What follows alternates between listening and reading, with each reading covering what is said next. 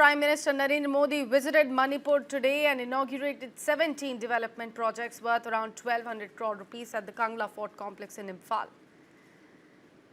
These projects include the newly police headquarters at Manipur, built at a cost of 101 crore rupees, and a civil secretariat in the same area constructed for 538 crore rupees. He also dedicated the Manipur Bhavans in the national capital New Delhi and Kolkata, along with Phase 2 developments of the Imphal River Western Front and Mall Road. In Churachandpur, he laid the foundation stone for projects worth over 7,300 crore rupees. These include the Manipur Urban Roads, Drainage and Asset Management Improvement Project of over 3,600 crore rupees, 5 national highway projects totaling 2,500 crore rupees, the Manipur Infotech Development Project, and the construction of working women hostels at 9 locations.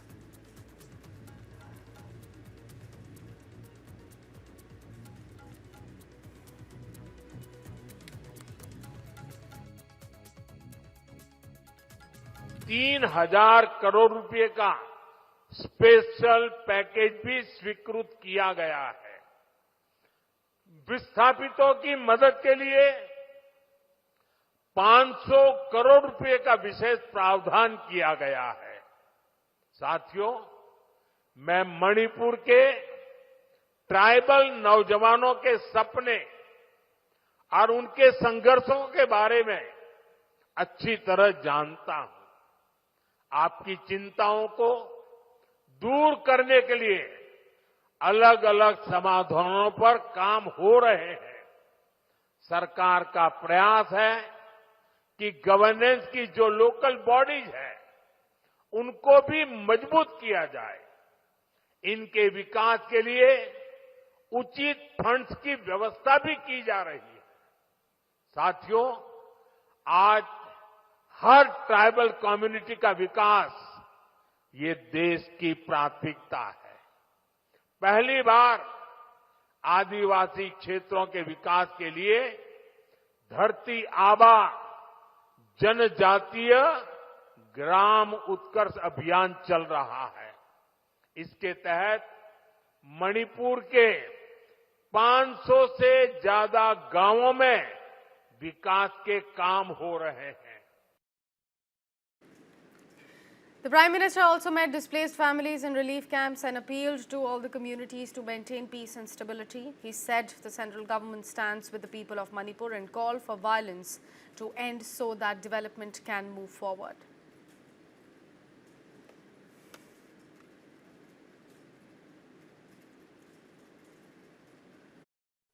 Manipur में शांति और स्थिरता आए, यहां के लोगों के हित सुरक्षित रहे।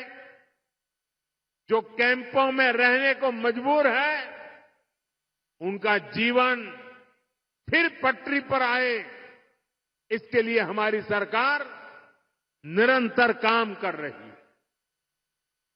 सरकार द्वारा विस्थापितों के लिए 7,000 नए घर स्वीकृत किए गए हैं। हाल ही में केंद्र सरकार ने मणिपुर के लिए लगभग 3,000 करोड़ रुपए का विशेष पैकेज भी घोषित किया है। He also highlighted the centre's welfare initiatives in the state, noting that nearly 60,000 Pakka houses have already been constructed, providing dignity and security to thousands of families. He stressed that decisions which once took decades to reach Manipur are now translating into rapid development. Also from the stage in Imphal, the Prime Minister also conveyed a message to Nepal, referring to recent civic efforts by the youth there.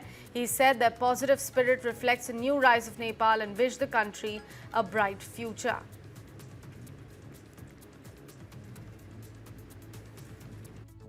मैं नेपाल के मेरे साथियों से भी बात करूंगा। हिमालय की गोद में बसा नेपाल भारत का एक मित्र है, करीबी दोस्त है। हम साझा इतिहास से जुड़े हैं, आस्था से जुड़े हैं, साथ मिलकर आगे बढ़ रहे हैं।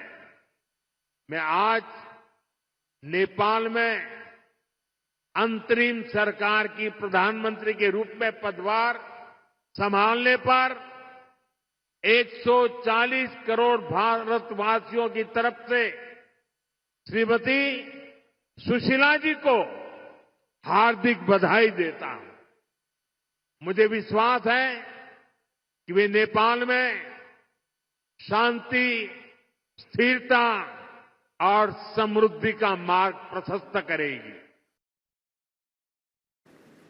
All right, joining us for the conversation to take the chat forward is Deputy Managing Editor of News9, Kartikeya Sharma, retired Lieutenant General L. Nishikant Singh, Defence and Strategic Expert, also spokesperson of Kuki National Organizations, Dr. CLN Haukip, and my colleague joining us straight from Ground Zero, Sabyasachi. Thank you so much, all of you, for joining us for this conversation here at News9. I will come to you for the chat forward, but let me quickly take the ground report first from our reporter standing there, joining us live straight from Imphal. Sabyasachi, we heard Prime Minister from Imphal, we heard him from Churachandpur as well. What's next? Well, the messaging from Prime Minister Narendra Modi is very much clear, and he spoke for both the communities, whether it is in Churachandpur or whether it is in Imphal. In fact, Prime Minister Narendra Modi sent out the message very loud and clear that it is very much unfortunate that how the violence have unfolded in the state of Manipur. But Prime Minister Narendra Modi is with them, the Indian government is with them. In fact, Prime Minister Narendra Modi also reminded that Manipur has a lot of potential, and under these circumstances, it is very much important for both the communities to have dialogue. In fact, Prime Minister Narendra Modi also reminded how the freedom fighters came from Manipur. He also stated that the first sports university will be constructed in Manipur. Now, time and again, various important points related to the state of Manipur were mentioned by Prime Minister Narendra Modi. And what is important to note is that in this entire struggle, the people of Manipur are not alone, and Prime Minister Narendra Modi himself has assured that he, along with the government of India, is standing right beside the state of Manipur. In fact, Prime Minister Narendra Modi also stated that Manipur is the crown jewel of the entire country. Sabyasachi, So very strong words coming in from Prime Sabyasachi, Minister sorry, Narendra Modi, Kartikeya and here. that Sorry for interrupting you. Sorry for interrupting you. You stay with me. I'm also joined by Sir Nauke, spokesperson KNO, and Lieutenant General Nishikant Singh. Thank you both of you for joining me, and thank you Sakshi for introducing the show. Let me straight away go to General Singh first, and then I'll come to Mr. Haukip. Do you think that a strong message has gone by Prime Minister visiting Manipur? But do you think it's enough for the structural issues to get resolved on their own? Doesn't it require greater homework now? General Singh? Sakshi, thank you very much for inviting me to your channel. And I must firstly express the visit was incredible. In spite of such a bad weather, the Prime Minister decided to drive down to Churachandpur, and then at Imphal, braving on the bad weather, there was a huge crowd. In fact, I am not aware about the Churachandpur crowd, but I'm sure there also the number would have been excellent. In Imphal, the sitting capacity was about 10,000, but by my estimate, about 30,000 people turned up. So there was not a single chair really empty. There was, in fact, very, very incredible. People really liked his visit, and whatever he has offered, it is very, very nice, and people are really appreciative of what is offered, and people are looking forward to return of normalcy. You see, I, being from the defense general in the army, I have contacts both amongst the cookies, all communities in Manipur, and they do speak to me, they do write to me, they send me WhatsApp message, and everyone, the common people are suffering. So I have, in fact, the Prime Minister has already brought out, there are three, 4 points which needs to be emphasized. Firstly is that as far as possible, the maximum number of internally displaced persons must go back to their homes. That is very important, so that the people start feeling that the government is really sincere about it. Which I'm sure the government is sincere. And secondly is there must be a free movement in the whole state, irrespective of the communities. These people who speaks to me or writes to me, some of them are staying even in Mizoram. They do not have a house. Their house has been burnt down. It is really heart-wrenching to hear their tales. Then there must be the so-called artificial obstacle known as buffer zone ought to be removed. And to top it up, it is time that we have a popular government. A popular government will really make the people touch with the system, connection with the system, and also the fact that the next head of the state must be someone who is acceptable to all the tribes. It's not be based on anybody, but it must be acceptable to all the tribe. And I'm really, the meetings at both the ends went beyond expectation. People are very, very happy. People are grateful to the Prime Minister for coming to the state. In fact, it has been more than 850 days since the trouble broke out. And I feel that this is really the first time the healing touch has been provided to the people. And there is a ray of hope that all is not lost. And the lost glory, which was disturbed on 3rd May, will be restored, and eventually people will really recover and will reconcile. Okay. Let me go across to Mr. Hauke. Mr. Hauke, your opening comments. In your opinion, what brought about Kartika, your this visit? Because voice is not very one clear. very important statement of Home Ministry came. Sorry, your voice is not. My question very is, sir, what clear. brought about this the tone, visit? The volume goes, it fluctuates. Your opening. Yeah, that's better. Thank you. Could you repeat, please? Your now opening I can comments, hear you. Okay, I think I got the gist of what you asked. Good evening, everybody. And thank you for this opportunity to be discussing a topic that is close to everyone's hearts, especially in the state of Manipur.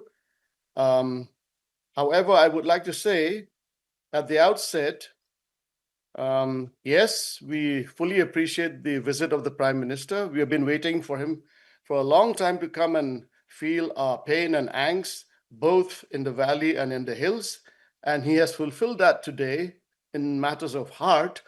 And now in matters of letters, things that have been discussed, I will not get into those because development issues are very, very important, but they're secondary to our healing process.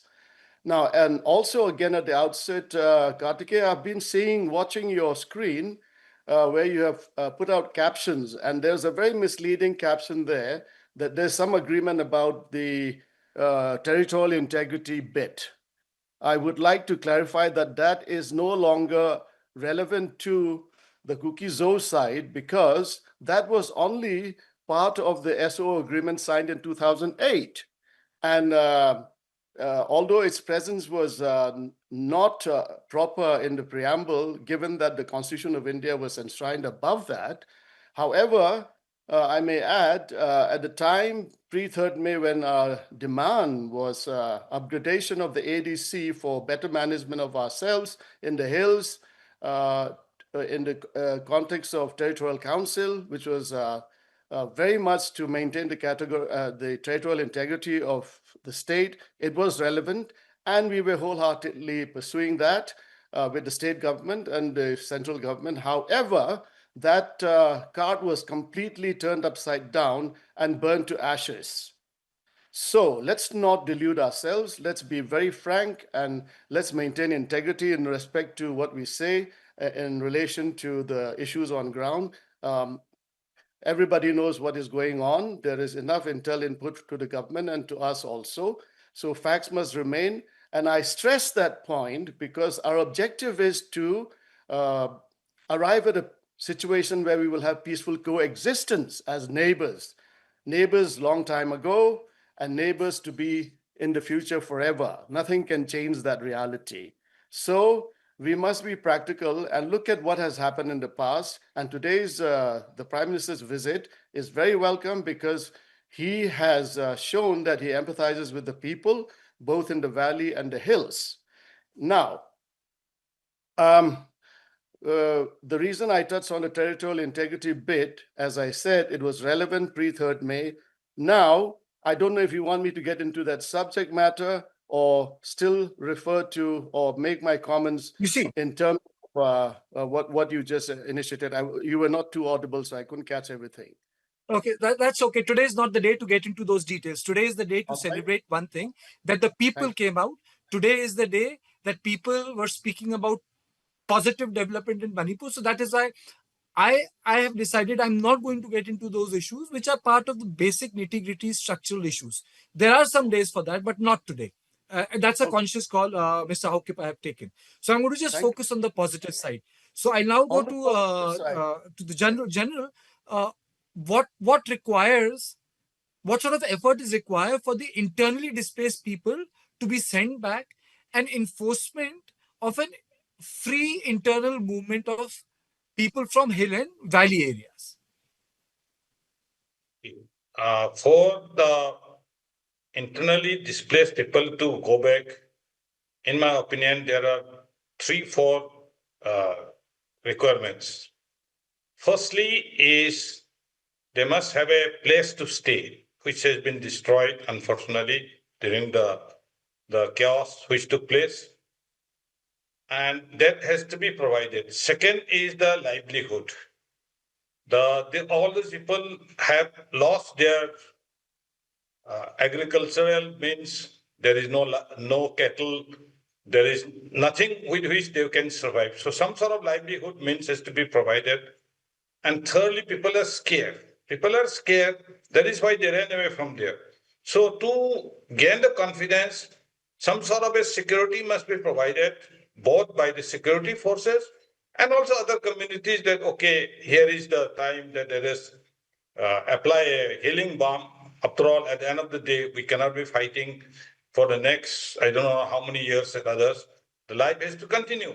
And whatever we are doing is not only for the present generation, the future generation has to learn.